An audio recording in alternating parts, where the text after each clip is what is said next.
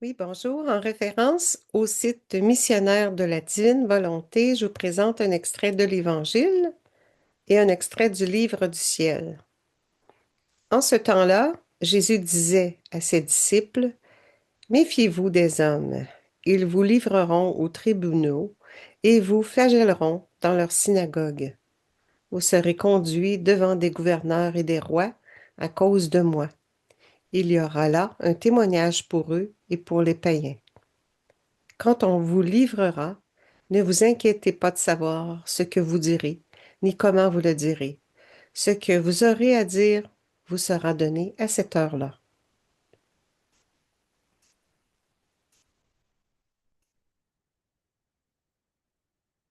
Car ce n'est pas vous qui parlerez, c'est l'Esprit de votre Père qui parlera en vous. Le frère livrera son frère à la mort, et le père son enfant. Les enfants se dresseront contre leurs parents et les feront mettre à mort. Vous serez détestés de tous à cause de mon nom. Mais celui qui aura persévéré jusqu'à la fin, celui-là sera sauvé. Acclamons la parole de Dieu. Louange à toi, Seigneur Jésus. Dans le livre du ciel, au tome 36. Après quoi je continuai à penser au grand bien de la vie dans le divin vouloir, et mon doux Jésus reprit. Ma fille, ce bien est si grand que je sens notre vie palpitante vivre dans cette créature, de sorte que nous n'avons plus besoin de paroles pour nous comprendre.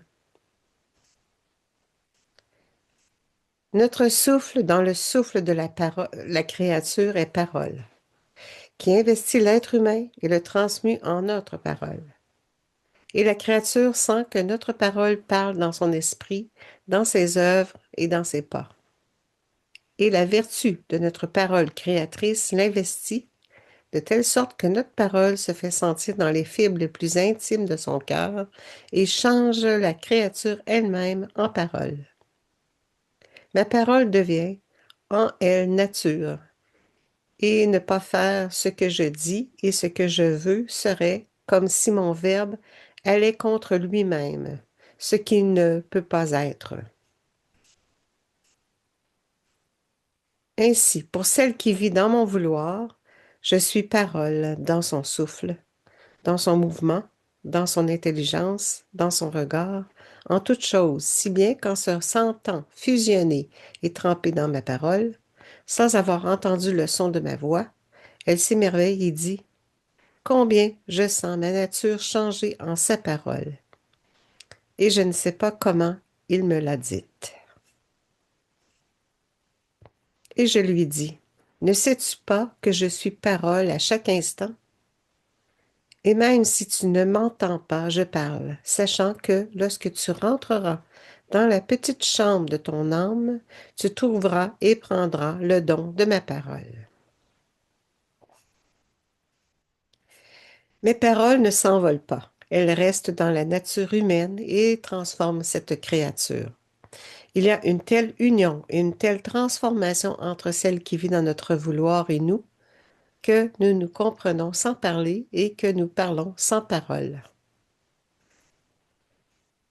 Et c'est le plus grand don que nous puissions faire à la créature, parler avec le souffle, avec le mouvement. Cette créature est tellement identifiée à nous que nous agissons avec elle comme nous-mêmes, comme avec nous-mêmes. Et bien que notre être divin soit entièrement parole et voix, lorsque nous le voulons, nous ne laissons personne nous entendre. Prions.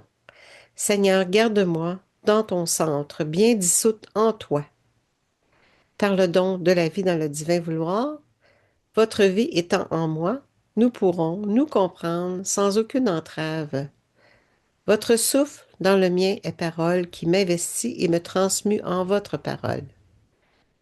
Il en est de même pour mon esprit, mes pas, mes mouvements, mon intelligence, mes regards et dans les fibres les plus intimes de mon cœur, en me changeant en ta propre parole. Ô combien ma nature s'en trouve changée en ta parole qui est présente à chaque instant. Transforme-moi dans ton vouloir d'amour et nous nous parlerons sans parler. Fiat maintenant. Amen.